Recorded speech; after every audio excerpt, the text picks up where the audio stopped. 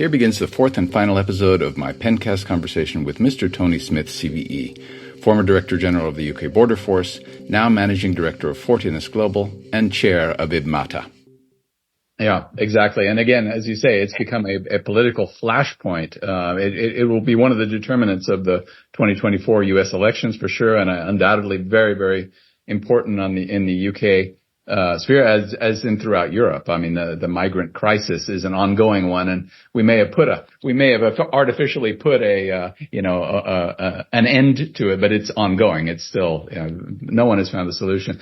Your mention of serious, nasty people at the heart of it brings to mind another phenomenon there's been a remarkable rise in drug trafficking, fentanyl, and other highly toxic substances, and even violence in the case of the Netherlands, for example, violence by cartels against customs officials. As someone who has tackled organized immigration crime, human smuggling, and terrorist travel, what do you think are the appropriate responses to this level of escalation? Yeah, so you're right that it is increasingly difficult for us to recruit and retain staff in the border agencies. That's not just here, that's in other countries as well, in my experience. And that is because officers are concerned for their personal safety, particularly those officers that are working in particular areas of the business. It can be very difficult and dangerous work, actually, and they don't often get thanked. I can hardly remember in my entire career people saying thank you. It was usually saying it's gone wrong and it's all your fault. And so we've got to try and reverse that culture that actually this is public service at its finest and you should wear the badge with pride. And actually we need to support our officers and make sure that our officers are safe and secure and are properly empowered and properly equipped and trained to deal with the problems they've got. And we need to have a force field around our officers to ensure that if they need help, help is available. But I am an optimist, and I think that way we are developing international collaboration through things like the National Crime Agency. That's one of the reasons why I do what I do is I think, we are stronger. Law enforcement are stronger together. And actually, some of the work that we can do together on upstream disruption, and I know the US are quite strong on this, as are we, is the post officers in source and transit countries to work with control agencies in source and transit countries to help train officers, if you like, in source and transit countries about how to spot criminality and how to get after, particularly financial fraud, money laundering, cash, all of the tools that we know they use, we can disrupt together more effectively than we can disrupt as individual departments and agencies, even at national level, I think. So I am a big fan of international collaboration, and, I'd like to think that there is a community of border force officers out there all around the world. When I put them together, when they meet together, they shake hands and smile at one another. They do see a common spirit that we're all in this together. And I think if we can just build that togetherness around the law enforcement community and then work together on how can we tackle our opponents and remember who our opponents are, and what our opponents are doing and remember whose side we're on, then we've got more chance of success. But it's a big ask because some of these synthetic opioids, it's very difficult to detect them now coming across the border unless you've got good intelligence about what is coming in where.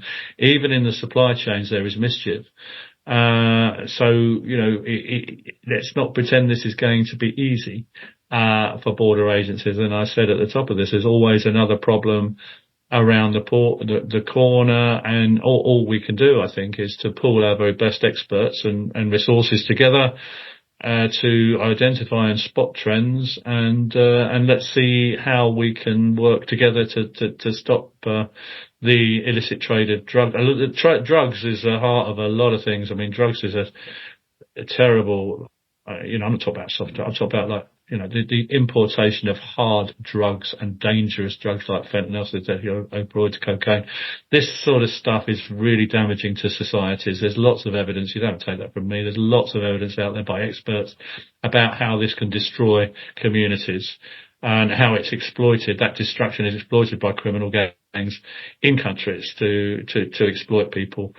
So we should have a common endeavour, I think, to try and stop drug smuggling.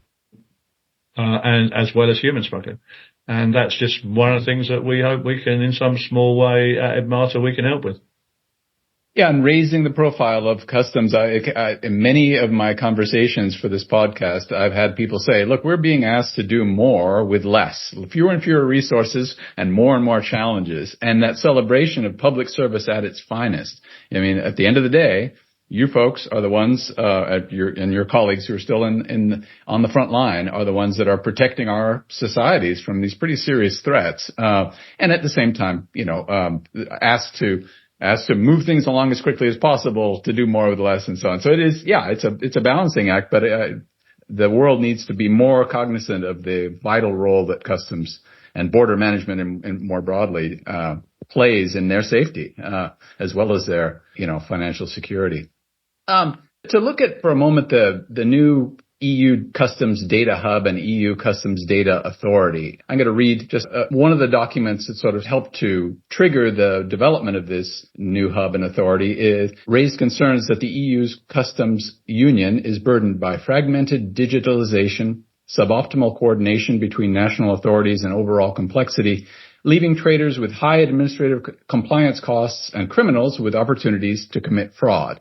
So this has led to this new EU Customs Data Hub and EU Customs Data Authority, which are being rolled out. What do you think are its potential benefits, and what are the potential challenges to achieving its goals and reaching its full potential? Yeah, so I mean, the idea of a customs union is a really interesting topic in itself, because we need to decide what we mean by a customs union. So we were in the customs union when the UK was part of the EU, and a customs union essentially means that goods coming into the union are checked at the first point of entry into the union and then move freely within it. Which then asks the question about, well, how good are your checkpoints at your entire external frontier?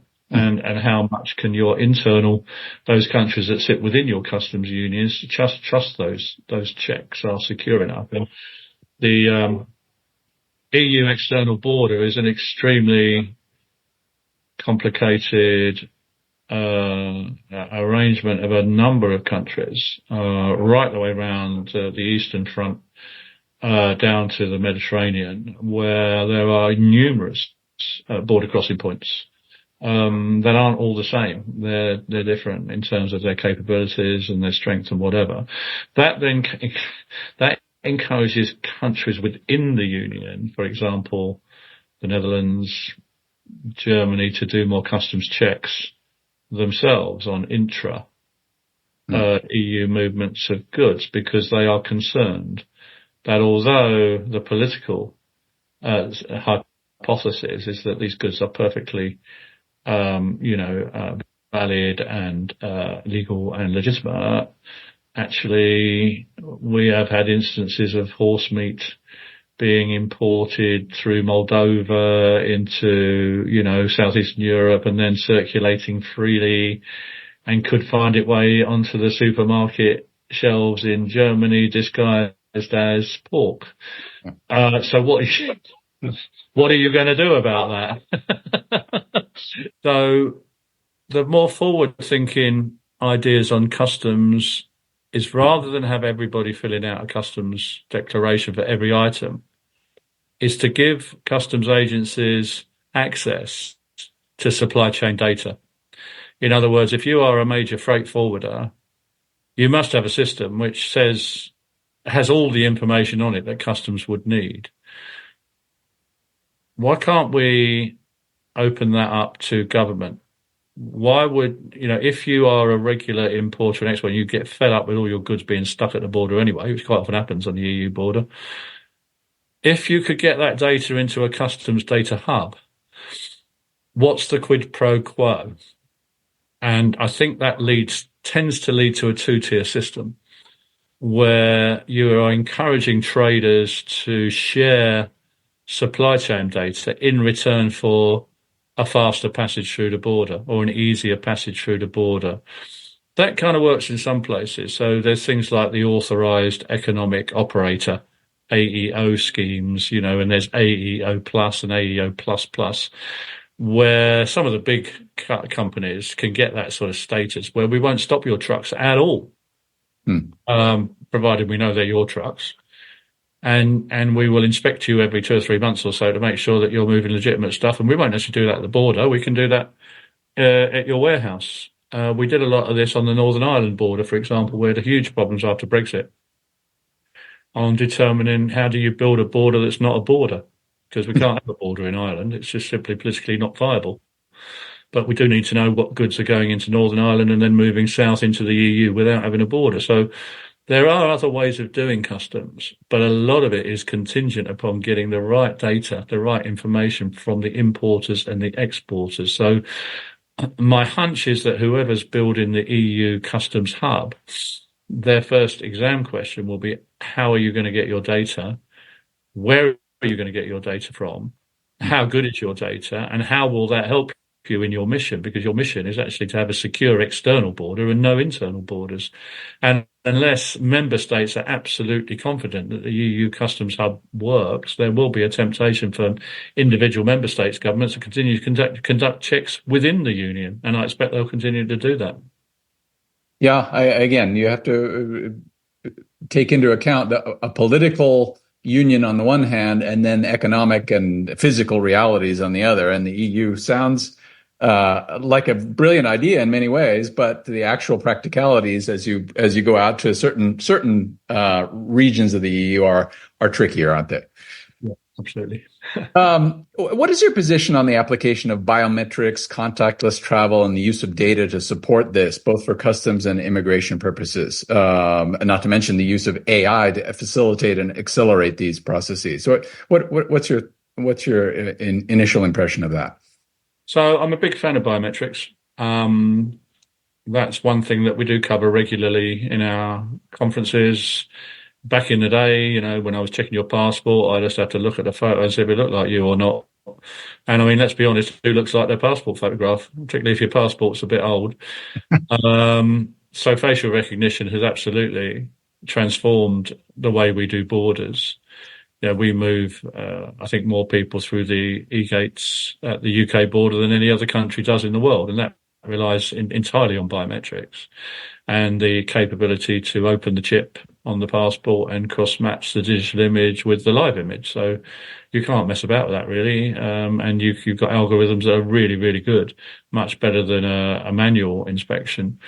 So, yes, I mean, I think there is a shift towards, well, can we use, it's facial recognition that's the main one. There is a bit of fingerprint technology around and iris technology, but I think the quality of the digital images now, everybody's got developing these new devices that can take very, very high pixel images, and these are being used in passports. Actually, that's a really good way of linking or locking someone to a passport. And last time, and some countries are building galleries. Like last time I went to Dubai, I go there quite a bit. I didn't even have to put my passport on the scanner. I just put my face at the camera, and it matched me to. Okay, good morning, Mr. Smith, welcome back, without even having to show my passport to a gate, let alone an officer. So, I mean, I think for passengers, that's the way things are going. There are challenges, as I said earlier on, with cars. It's more difficult to capture images of people in cars, particularly rear seat passengers. So there's a lot on that. But I do think that biometric travel is the way forward, and that's going to be increasingly done by way of you can get your clearances to travel on your mobile device before you go anywhere near the airport. And then you simply walk through the airport looking at the cameras, basically, and, it recognizes that is you. So I think that's pretty good. I mean, on freight, I'm not so sure, because there's accompanied and unaccompanied freight.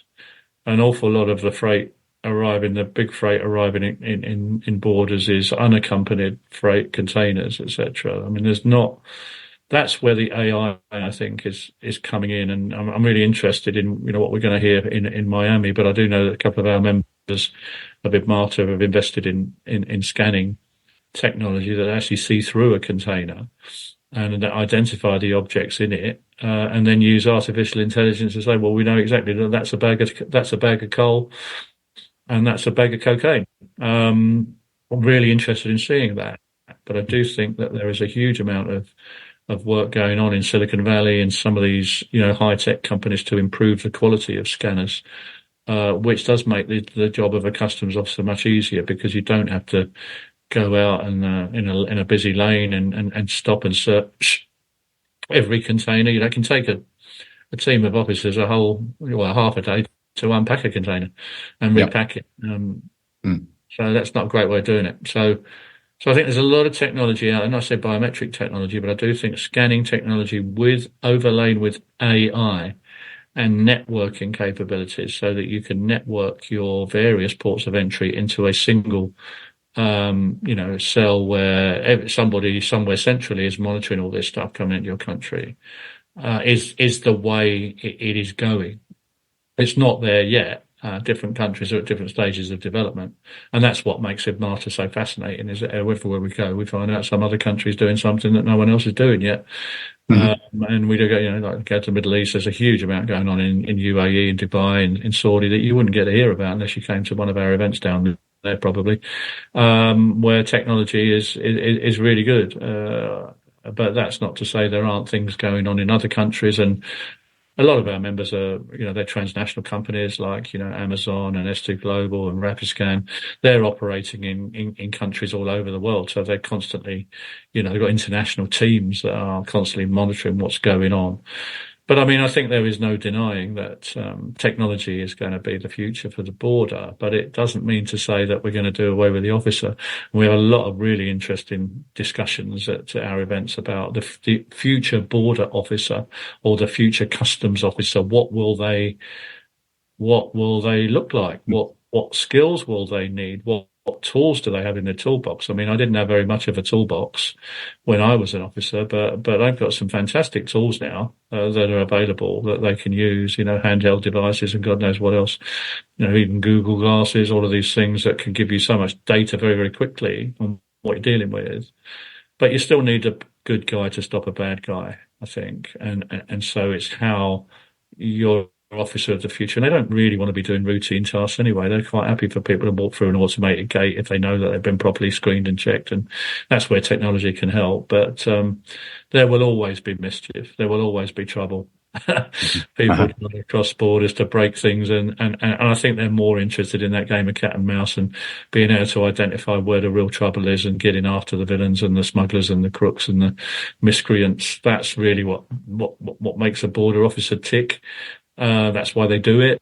And they feel a great sense of satisfaction when they do get a good catch. Whether that's a catch of a customs load or catching a human smuggler or a trafficker or some other kind of safeguarding or, some sort of mischief. You do you build a sense of satisfaction about that. You build your case studies and you say, look, this is what they're up to. So it comes back to, who's the enemy here. And that is, pretty clear. And if you make that clear in all of your the whole reason we do all this is because there's money in cheating, and there's money in mischief, there's money in crime. Crime pays. It does pay. And your job is but it causes harm. It causes untold harm. And that's why we want you to do a good job. And you need to get that message out to frontline officers, where they're customs, immigration, police officers working. You are doing a good job. You are helping us to stay safe. And they don't always feel that they are. They don't always feel that that's the sort of vibe they're getting. And I think we need to do more on that.